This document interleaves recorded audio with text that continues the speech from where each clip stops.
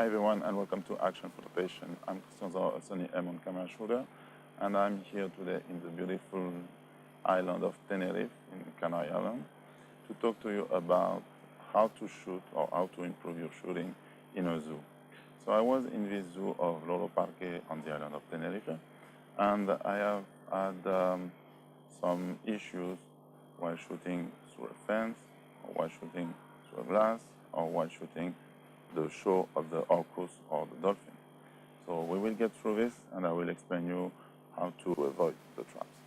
So the first trap is the fence.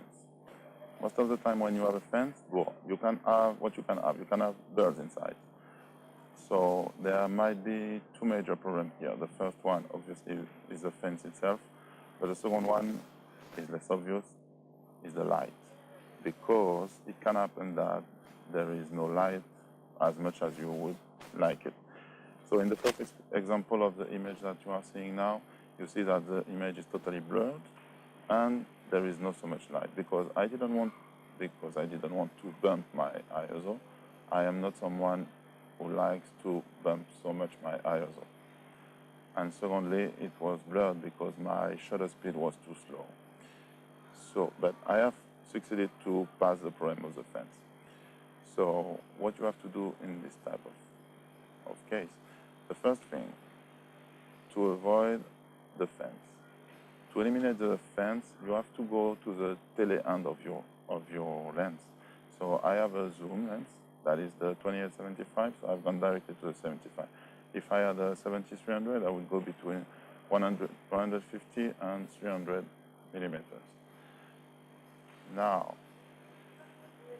the thing is that as soon as you have set your lens to the tele end, you have also to be sure to put the lens hood almost at the level of the fence itself, so that there is no much room in between.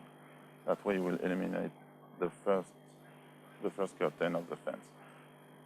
If you see the picture also, you will notice that there is a very particular bokeh. It is due to the fact that behind you have a fence too. So as you have a fence too, all the blurred image that is the background is totally, it has something peculiar because it's due to the fact that there is a grid. So the grid is in a way visible on the background of the image. But I think that the parrot by itself was well taken. So the second problem that we have seen is the glass.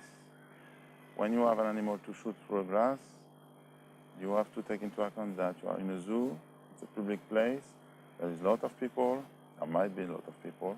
If you are lucky, there is not much people.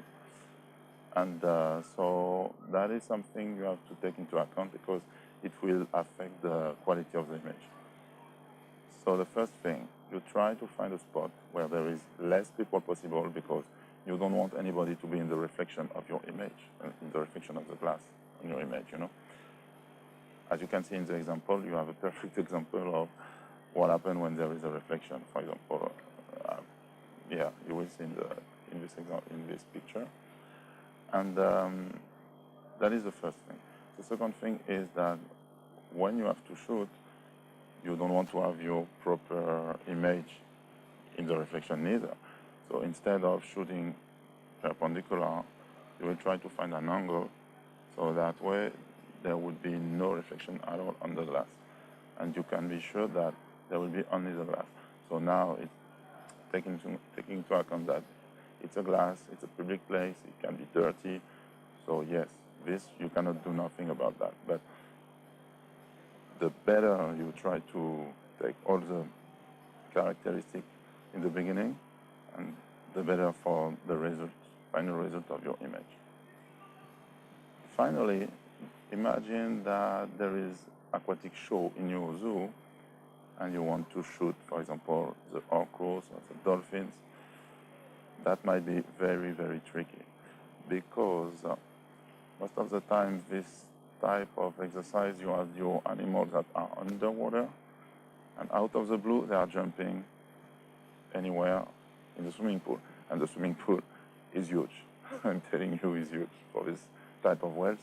So what you have to do here, I say that there are two possibilities. First of all, you know that your AF system is not so sophisticated and not so reactive, not so responsive. If it is the case, you can preset your camera, your lens in the manual mode, and you try to focus a place you imagine where the animals will jump out of the water. That can be very difficult because you don't know in advance where it will be. That is why in this type of exercise it's very important to have the best AF system possible. I have shot the dolphins with the Sony A77 Mark II and the orcus with the Sony A99 Mark II. And I have to say that the orcus has more in focus most of the time. I know that it is due to the fact that the AF system on the A99 Mark II is faster and more accurate than the A772. Now, it doesn't mean that I will sell my A772 neither, which is actually the camera with what I'm making this video right now. But I'm telling you that you have to take into account that an AF system is very important to have something very responsive, very, very reactive in this type of case.